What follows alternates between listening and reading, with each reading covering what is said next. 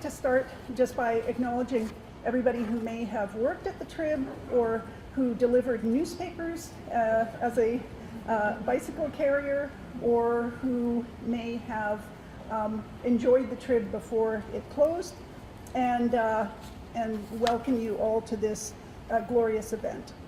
So I'm going to start by introducing Dr. Janice Ristock, who is going to give us comments from the President of the University of Manitoba. So Dr. Janice Ristock assumed the role of Provost and Vice President Academic at the University of Manitoba in 2016. Before this, she served in a number of senior leadership capacities, including Vice Provost Academic Affairs and Associate Vice President Research and International. Within the Faculty of Arts, she served as Associate Dean, Research and Faculty Development, and for 12 years was coordinator of the Women's and Gender Studies program.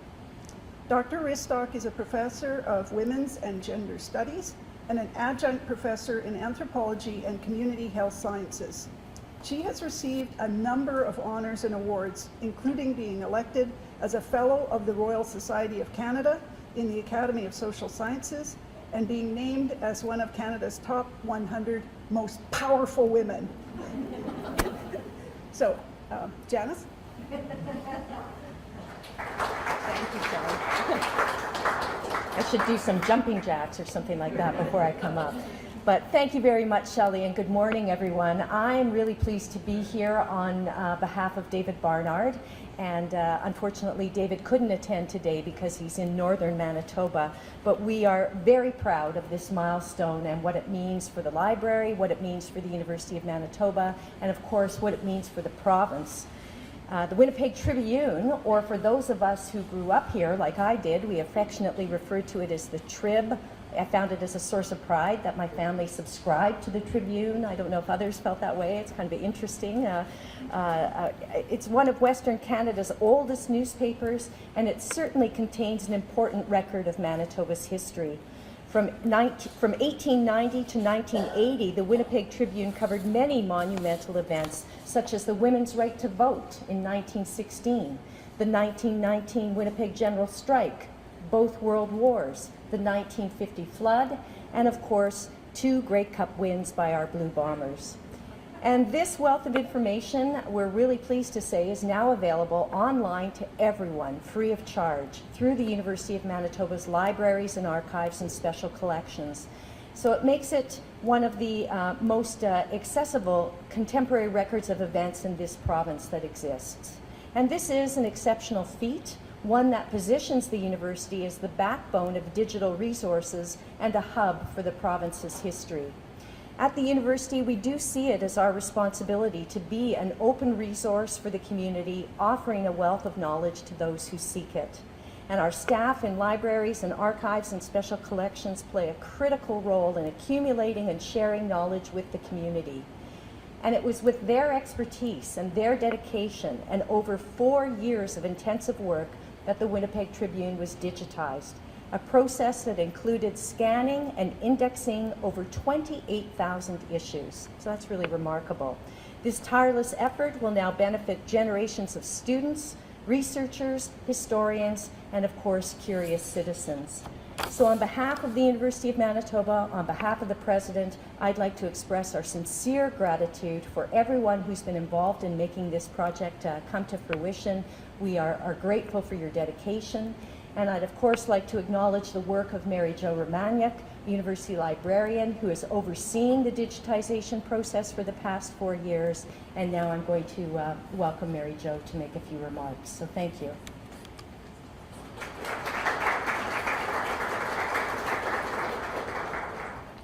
I think the digitization of the Tribune is an example of many hands make light work, but it wasn't light work.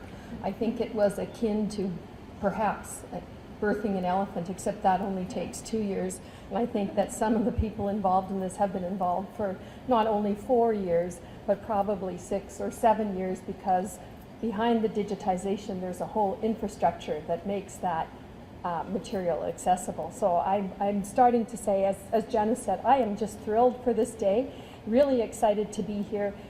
Excited for all the things that Janice said, but excited because in this day and age, I think it's more important than ever that we have those resources available to all, that democratization of information that is so important so that we understand ourselves. To understand ourselves, we need to know ourselves and we need to know our past. And one of the best ways of understanding our past and the context in which all decisions were made and things took place is to be able to review and look through 90 years of history that formed this province and formed us as people. And if we are to learn as we go forward, we need, as part of a learning society, to have these resources available to us so that we understand the basis of everything. And I'm sure I don't have to convince this crowd of it. I really want to welcome all of you who are here, fond lovers of the Trib, and those who are just really interested in history and the project. I will say one more, couple things before I don't want to miss this part of it, is that it's really important to thank Shelley and her team.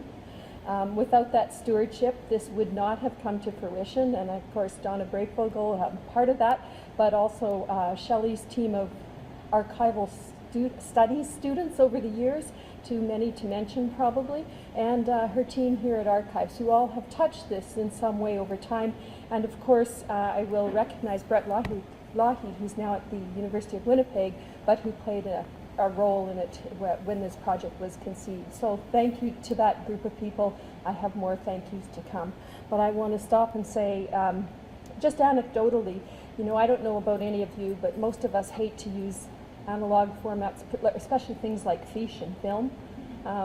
I don't know about you, but when I got an assignment in university, unless I really wanted the A, you avoided fiche and film. And my last experience suggested that we had a lot of fiche and film at the institution I was at dealing with Canadian history, and I think that fiche and film each piece of it might have got 2 or 3 uses a year from those students that I would say were faculty induced to really go and search that out. When we digitized it, it got probably 2,000-3,000 hits a month on every individual piece of fiche. So that's the important part about digitization. It truly makes things accessible. Libraries are about not only acquiring, but making things accessible and preserving them. And with this project, we make things accessible, as I said, democratization. We are in, as every library school and every librarian and probably archivists know, there are these things called Ranganathan's laws. You know, save the time of the user, I think is the one, save the time of the user. Well, make it easy for them to find the discovery piece of it, and make it easily accessible. You don't have to come to the University of Manitoba. So those are wonderful things about it. I think we know our students and faculty will enjoy it. We expect that the community will enjoy it just as much, if not more, whether the genealogists, whether they're family researchers, whether they're family that's moved away from Manitoba and wants to look back into their past or their family's past. Even ads and other pieces of that have great interest to people.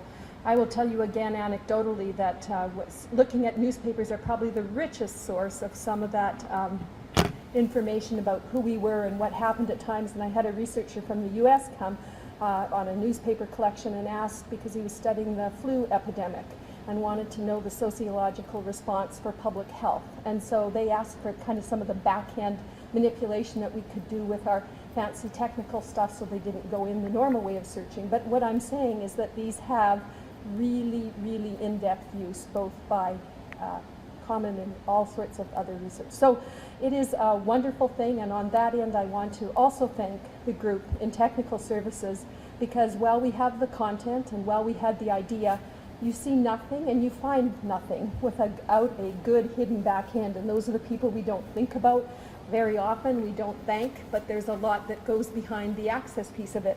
So I want to thank Lisa O'Hara, who will be taking over my position temporarily when I move on, but also her team of fine people who I know included Carol Jakomic, who I'm not sure if she's here. Carol has retired, but Jared Wicklow, and I think that's the main players on that team. I didn't miss anyone, right, Lisa? So I want to thank them as well. So a great team. It takes many people to put this together, and please enjoy it and use it and love it in the same way you love the Trib. Thanks.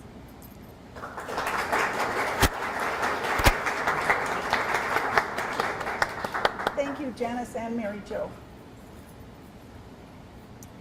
So now I will introduce our main speaker, Donna Harvey, and Donna will give us some of the inside scoop, so to speak, about the Winnipeg Tribune and its ending. So Donna Harvey is a retired journalist who spent 3 decades in the daily newspaper business in Canada and the United States. She worked as a cub reporter at the Everett Herald in Washington State as soon as she got out of high school, and having earned a BA in journalism from the University of Washington, she moved back to Canada to work at the Edmonton Journal from 1967 to 1976. At 31, she moved to the Winnipeg Tribune, where she became the first woman managing editor and then editor-in-chief of a metropolitan daily newspaper in Canada. After the Tribune was shut down, Donna left Winnipeg to work for the province newspaper in Vancouver and eventually became Assistant Vice President of Public Affairs for the University of Toronto. Donna served as chair of the editorial division of the Canadian Daily Newspaper Association and as a founding member and chair of the National Newspaper Awards, where she served from 1989 to 1997. She has also served as an adjunct professor in the Graduate School of Journalism at the University of Western Ontario and as a management communications consultant for such institutions as McGill University and the University of British Columbia. Currently, she lives in Waterloo, Ontario, and we are so very grateful that she took time out of her very busy schedule to come out and talk to us. So, Donna?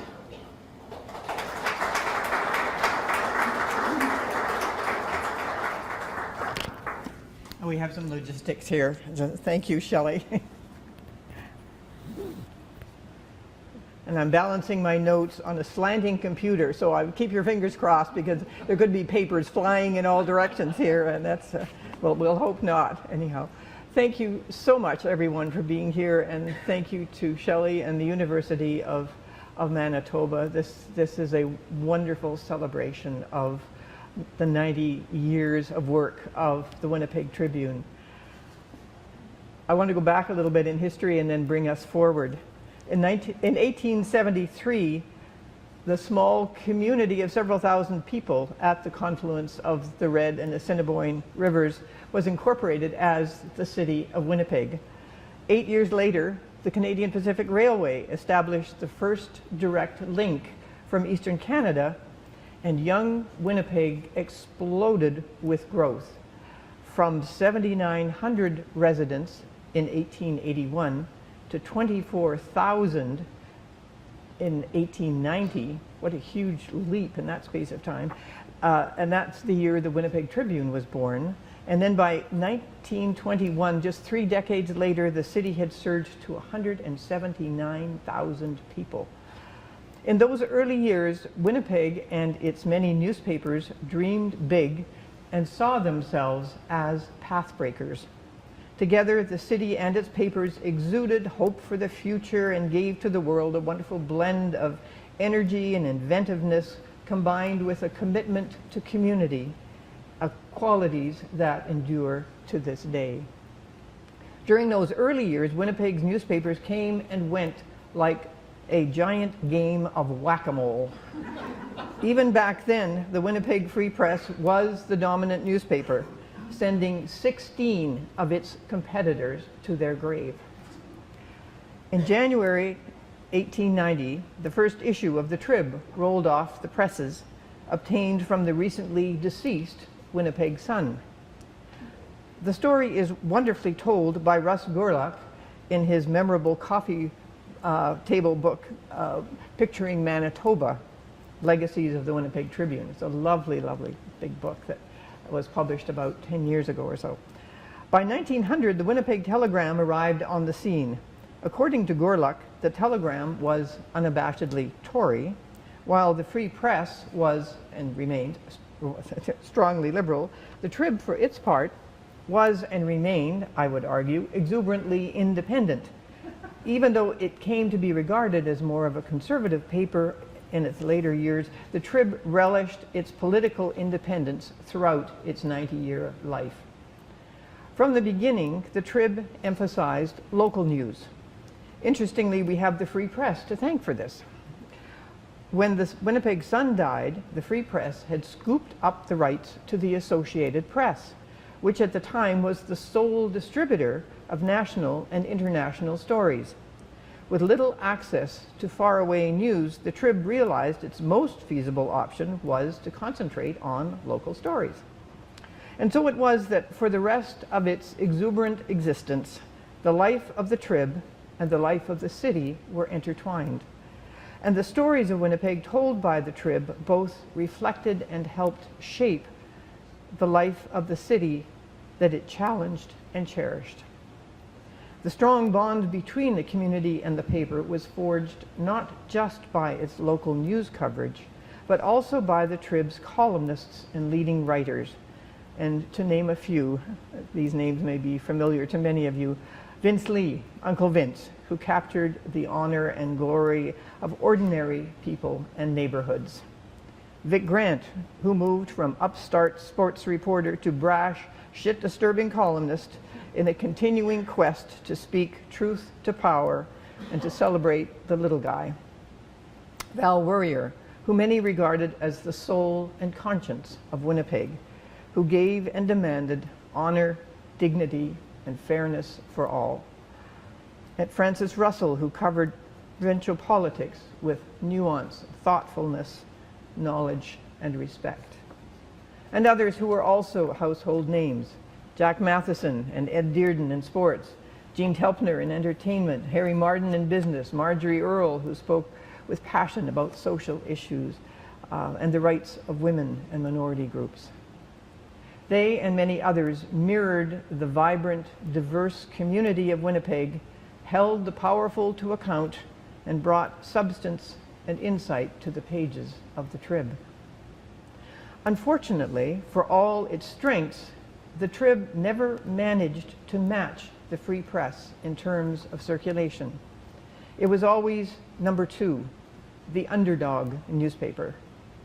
Then, thanks in large part to the vision and determination of then managing editor Jerry Haslam and publisher Ron Williams, as well as Norm Weitzel and Tom Lee, who were in charge of advertising and circulation, and with remarkable financial support from the Southam chain, which had owned the Trib since 1920, the paper decided to pull out all the stops and begin one of the most intensive wars in North American newspaper history. In September 1975, the Trib relaunched itself with more staff, more news, a flashy modern redesign, free classified ads, and one of the first TV newspaper ad campaigns in North America. The new Trib was born. Soon it began to close the gap on its lifelong rival.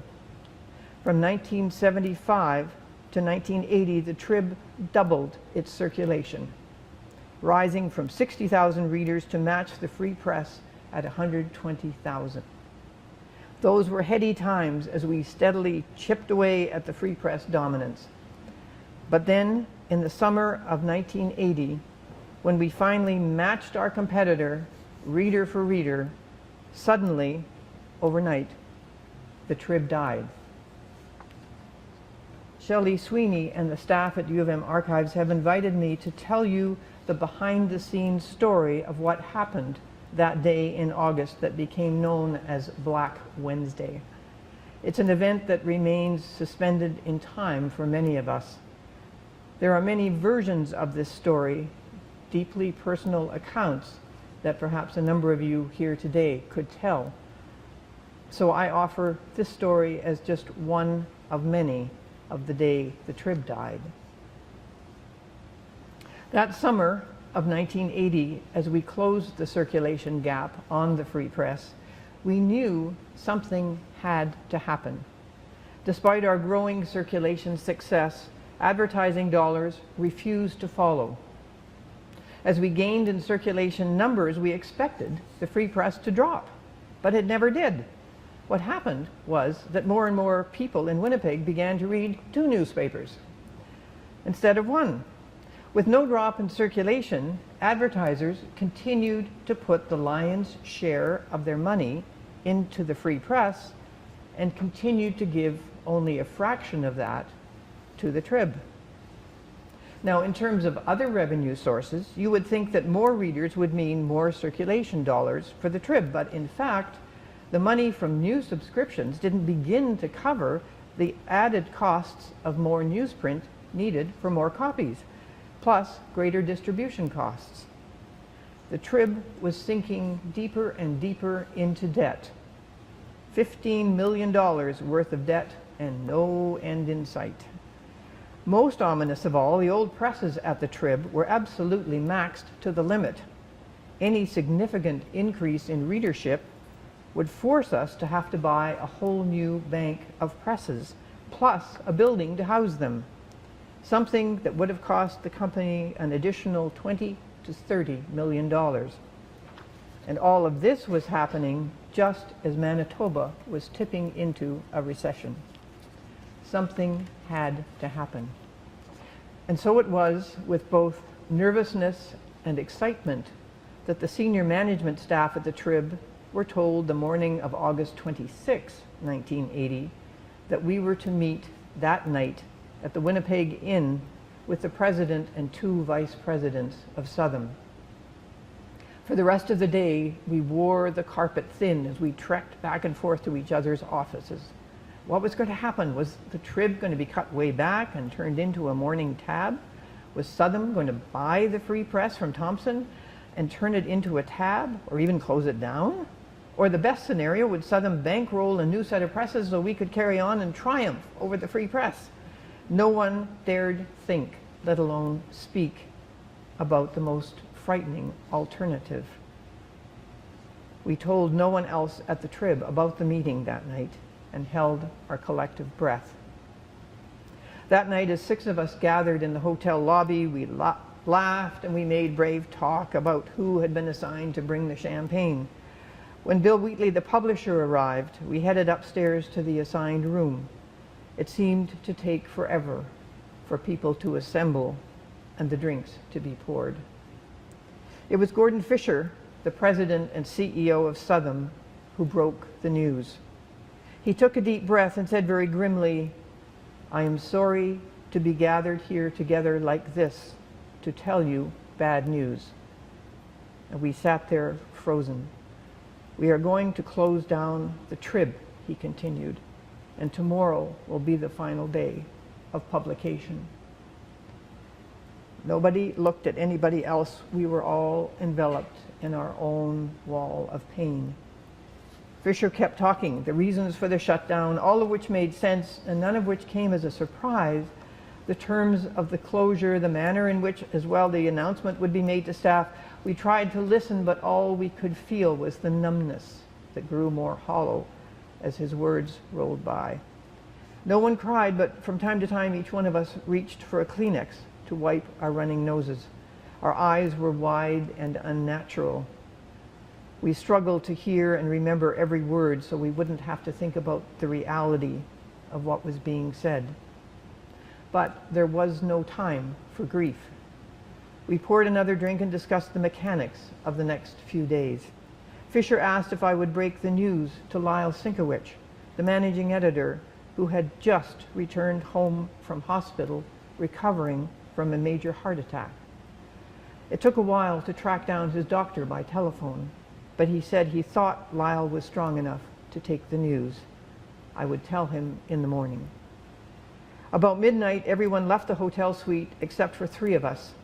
Bill Carradine, Southam's vice president in charge of the newspaper division, Dick Goodwin, who was editorial page editor, and me. We spent the next hour roughing out the story for page 1, pulling most of the material from the 2 statements to staff that would be issued in the morning by Fisher and Wheatley. At 1:30 a.m. I headed home, and only then in the dark car traveling along the deserted Pembina Highway did the full pain and reality sweep over me. I'm going to try to get through this. Our son Tyler met me at the door. I sobbed in his arms for a few moments and then asked him to make me a cup of tea, while I rewrote the story for page 1. At 3 a.m., I finished and went to bed. Thank you, how kind. I went to bed for 3 sleepless hours. At 6 a.m., my husband Bill called from Toronto where he was attending a conference, and I broke the news to him. He said later that he went out into the quad at U of T and cried like a baby. I raced to get ready and dashed out the door. First stop, the publisher's home, to deliver the page 1 story so he could have a chance to go over it before I arrived at the office. Then the long drive to Lyle's place. 2 blocks from his house, a green car passed by, and I suddenly realized his wife was driving. Hand on the horn, I screeched to a halt and leapt out of the car. She drove a few feet and stopped, and I raced to her car. "You can't go to work today." I said, "Why not?" "Because Lyle will need you at home. The Trib is closing." "What?" "The Trib is closing. Today is its last day." "What?" She looked totally bewildered. "Let's go home and I'll tell you about it." Lyle met us at the front door. "Harvey, you've come to visit." His voice was cheery, but his eyes signaled alarm. We sat down in the living room, and this time it was my turn to deliver the news. This time it was Lyle entering a state of numbness and pain.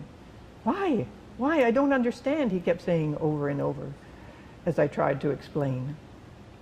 I cited all the financial reasons given by Gordon Fisher the night before. If we'd been competing with the FP chain, which had owned the Free Press for most of its existence, we might have had a chance, despite our losses. Perhaps the 2 papers would have merged, or one would have become a morning tab. But 7 months earlier, the FP chain had been taken over by Thomson, a huge multinational corporation with revenues pouring in from North Sea oil. Thomson was determined to maintain its dominance of the Winnipeg market. Financially, it was no contest. I left Lyle's place and arrived at work about 8:15. The first edition of the Trib was already rolling. Across the top of the page was a story about the closure of the Ottawa Journal. Like Winnipeg, Ottawa had 2 newspapers competing head to head. But in Ottawa, it was the southern newspaper, the Citizen, that dominated. The Journal had struggled for years. At 8:45 a.m., 4 union representatives walked into the publisher's office. They looked grim and frightened. The door was closed. At 8:50, the department managers started telling staff to gather in the newsroom at 9 a.m. for a special meeting. Some staff were puzzled, some were frightened, others were hopeful. One person whispered in my ear, "So the rumor I heard is correct. There's going to be a merger and everything looks good for the Trib." And someone else declared, "The Trib is going to take over the Free Press. Just wait."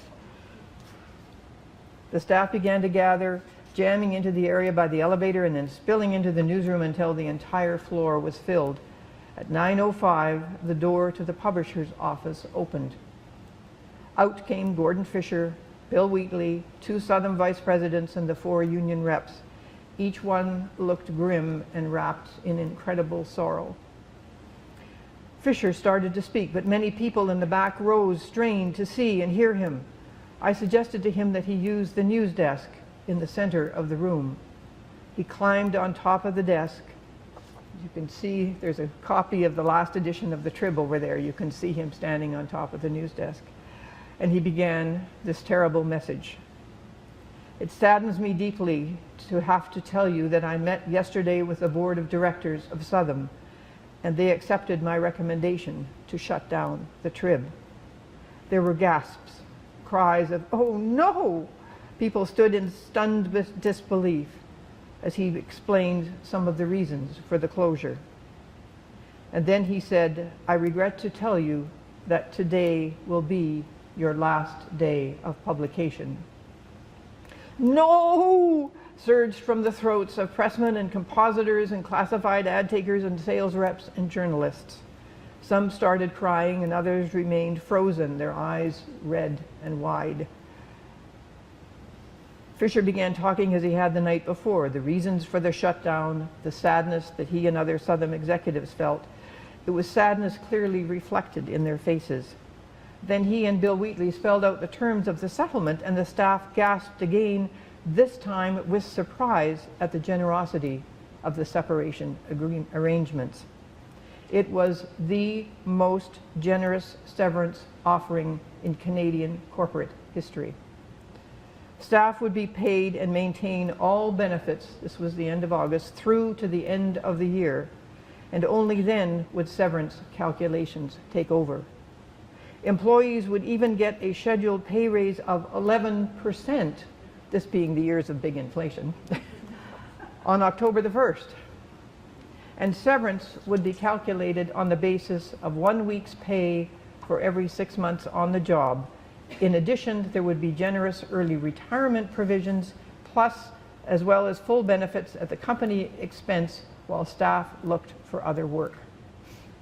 Furthermore, senior managers would be kept at the Trib for 2 to 3 months in order to help find a job, a good job, for every employee who wanted to continue working. Fisher returned to the desktop to talk about the closure of the Journal in Ottawa and the fact that Southam and Thompson had ended their joint ownership of newspaper operations in Montreal and Vancouver. He explained that yes, talks between the two rival chains had taken place, and some people would be convinced that a conspiracy had occurred. In fact, he said there was no conspiracy.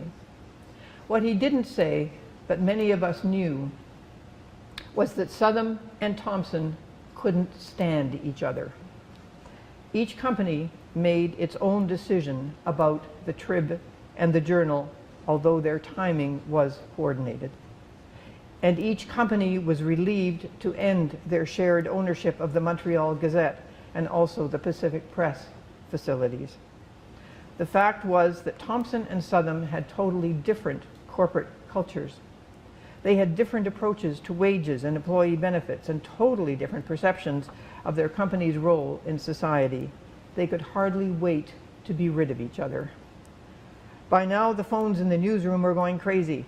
The announcement of the Trib's closure had been made public across Canada at 9:15 a.m., and by 9:18, the phones started ringing.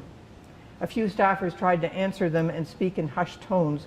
Most just picked up the receiver and set it down again. But Fisher had one more announcement. As of 5 o'clock that afternoon, he said the Trib building and its contents would be owned by the Free Press. And people shouted no in horror and outrage, and many who had held back their tears could no longer contain them. But unlike the Ottawa Journal, where staff were escorted out of the building at the end of that last shift, the Trib would have staff would have several days to clear out their personal belongings. Senior managers would operate out of the second floor, which would be leased from the Free Press. Fisher finally asked for questions, saying he was prepared to stay as long as people wanted. When the questions were finished, about 15 minutes later, I asked to make an announcement. "We've got one edition left, gang," I said, choking back the tears. "Let's everyone pitch in and make it the best damn newspaper we've ever produced." Photographers started taking pictures, and reporters began interviewing Fisher, Wheatley, and each other. Various senior editors gathered around me, and we started to plan the final page 1 and page 5. Do an 8-column photo across the top of the page, the front page, and a banner headline. Superimpose, pardon me a minute, the number 30 over the photo, symbolizing the 30M dash at the end of a story. In other words, the end. Take everything out of the index box and replace it with a message to the public. I dashed back to my office to write it. To our readers, advisors, advertisers, and carriers, thanks. It's been a special relationship. We were discussing possibilities for the banner headline when Kit Kitney came by and said, "I have a suggestion. How about it's been 90 great years?" Let's leave things, he said, on a happy note. The Trib isn't a gloomy paper. Let's go out the way we've always been. Fantastic. The newsroom by now was total confusion. Some people had drifted back to their own departments, but others had stayed behind in clusters, hugging each other, crying and shaking their heads in disbelief. A few were bitter. Others were murmuring about the class showed by Southam with the settlement and the personal appearance of Gordon Fisher to deliver the bad news himself. By contrast, in Ottawa, the executive editor was dispatched to go out into the newsroom at 11:15 at night to read a one-sentence statement saying the paper would be shut down at the end of the night's press run, after which everyone must leave the building and there would be no more access. The Trib newsroom soon overflowed with press people from radio, television, the wire services, and the free press, everyone interviewing anyone who was willing to talk. The media people themselves were in grief and kept saying, I'm sorry, and how much they respected the Trib and what its loss meant to them. There were as many journalists on the telephone as there were in person. Our newsroom secretary came in from her sickbed to try to keep up with the calls. As it happened, Sunday Morning, Marketing Magazine, Betty Kennedy at CBC in Toronto, all interspersed with calls from the public and from close friends and loved ones. At 1 o'clock, I forced myself to leave the jangling phone and requests for interviews to join the staff at the press club. As we headed out the front door, people were gathered in front of the building, some gawking, some mourning. Halfway up the block, a Trib truck was parked by the side of the street, selling papers to a lineup of 15 or 20 people. At the sight of all those people fighting to get a final copy of the newspaper, some of us could no longer hold back our tears. The press club was packed. The mood was one of shock, of worrying about those who would have trouble finding jobs, of those who loved Winnipeg but would be forced to leave, and above all, love for the Trib, which we all had just lost. At 2 o'clock, I headed back to the Trib. By then, a huge crowd had gathered in front of the building. Emotionally, I couldn't take the challenge of going through them, walking through them and sharing their sorrow. I cut through the side parking lot and entered via the back door. For the next 3 hours, senior managers met with Southern Vice President of Personnel, going over the procedure of how we would terminate staff and set up means to help them get new jobs. The Vice President kept repeating over and over, if you have to make a decision concerning severance or benefits, go on the side of generosity. We don't want any reason for bitterness or hard feelings. At 5 p.m., I headed back to my office, and moments later, a drunk security guard lurched out of the elevator and started nosing into every corner of the newsroom and executives' offices. I was outraged. I felt as if our private space had been violated. Shortly after, my husband arrived, Bill Clausen. Some of you may remember him here at U of M, head of the Department of Religion. Having abruptly left his conference in Toronto, we wept in each other's arms, then cleared a few things out of my office and headed off to see Lyle, the managing editor, to tell him what transpired that day and to help give him hope for his own future. The next 2 days were as frantic as Black Wednesday. Telephones were still ringing off the hook, but now the callers had job offers from newspapers and businesses from across Canada, literally from the Arctic through to the Maritimes. We erected a huge bulletin board outside the elevator at the main entrance to the Trib building, and already it was full with job postings spilling onto the walls beside it. Hour by hour, as the notices went up, the staff gained hope. Meanwhile, the city continued to mourn. For days, a number of store windows were draped in black, and readers continued to gather in clusters, sharing the loss they felt. As I left the building a day or two after the closure, a little old lady stood at the front door, crying. She recognized me, hugged me, and said through her tears, "My dear, I'm so sorry, so sorry. I don't know what I'm going to do without my Trib. I've taken it all my life. I just don't know what Winnipeg will do without the Trib." Fortunately, thanks to the University of Manitoba. Winnipeg does not have to do without the Trib.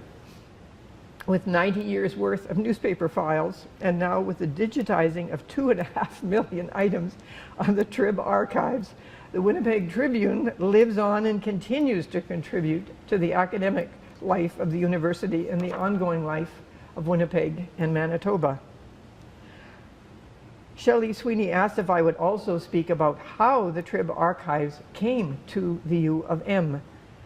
They are here because of the efforts of many people at Southam and possibly Thompson, as well as the University of Manitoba, and because of the initial generous support of the Winnipeg Foundation. Let me tell you the story. Not a long one. We're getting near the end here. A day or two after the Trib closed, I was in my makeshift office on the second floor when the realization suddenly hit me. Oh my God, the library. In all the emotion and upheaval of the previous few days, I had not stopped to think about all the ramifications of Thompson and the Free Press taking over the Trib building, other than to figure that they'd sell the furniture and destroy the building, which they did in 1983, so that no other newspaper could take our place. And then I remembered the library. The library. We had a priceless collection of 90 years worth of history as it had unfolded day by day. The Free Press didn't need our files. It had its own library. But maybe they wanted our brand new Retriever file cabinets, state-of-the-art structures that Southam had just spent thousands of dollars installing. None of the announcements had said anything about the library. Would the Free Press take the cabinets and throw away the clippings and microfiche?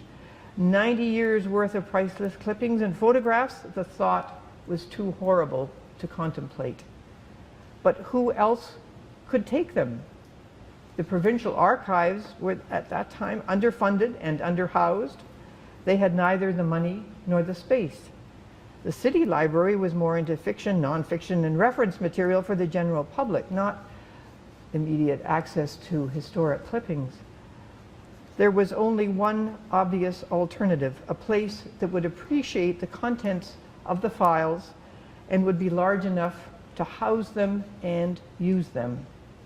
I picked up the phone and dialed the president's office of the University of Manitoba. I lucked out. Ralph Campbell was in. Ralph, it's Donna Harvey, and I have a question for you. You know the Trib has died, and you may have heard the Free Press now owns the building.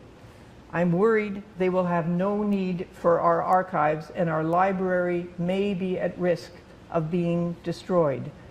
Do you think the University of Manitoba would be interested in taking the Trib archives? Oh, he replied, would we ever? The only problem is I'm not sure how we could afford to pay for them. Hold that thought, I said to him, I'll get back to you. I hung up and once again rummaged through my contact file. The next call, Alan Howison, Executive Director of the Winnipeg Foundation. Fortunately, he too was in. Alan, it's Donna Harvey, I said, and then recounted the conversation I just had with Ralph Campbell. Do you think the Winnipeg Foundation would be open to providing financial support for the Trib archives to be housed at the University of Manitoba? Well, I can't speak for the board, he said, but I can't imagine there wouldn't be strong support for something like that. I'm sure we could do something. I hung up the phone and marched into the publisher's office, giving him a quick summary of what had just transpired. You need to call head office and tell them to get in touch with Thompson and tell them hands off the library. The University of Manitoba wants the archives, and the Winnipeg Foundation seems open to helping cover the costs. We have to save the library. And the rest, as they say, is history. I regret that I can't tell you what happened behind the scenes in the months that followed. At year's end, Bill and I moved on to Vancouver, so I wasn't in Winnipeg to follow up. But talks between Southam and Thompson obviously continued, as they did with the U of M and the Winnipeg Foundation, because in 1982, the archives of the Winnipeg Tribune moved into this lovely building and soon became what they are today, the most heavily used single resource in the entire library. And now, 3.5 decades later, the Winnipeg Foundation has provided a grant, and there must have been other grants, and I don't know what they, but somebody funded that. It took a lot of money to do the archiving, and maybe you could mention a tribute to all those who contributed to this. For the full digitization, 4 years it took, you said, to get this job done. So thanks to the initiative of the staff of the library and the support of many people, the Trib files are now online, available to the entire world. The heavy usage of the Trib archives underscores the importance of newspapers to the life and history of our society. Day by day, they offer a portrait, sometimes a snapshot, sometimes a nuanced, even masterpiece of the unfolding of our world. Whether you wish to know more about politics or global warming or culinary practices over time, newspapers offer a glimpse of history on the move. So thank you to the University of Manitoba for all you have done to make the work of the Winnipeg Tribune available to this community and the world. And thank you for the privilege of being here to be able to participate in this celebration. The underdog still barks, and it's a beautiful sound. Thank you.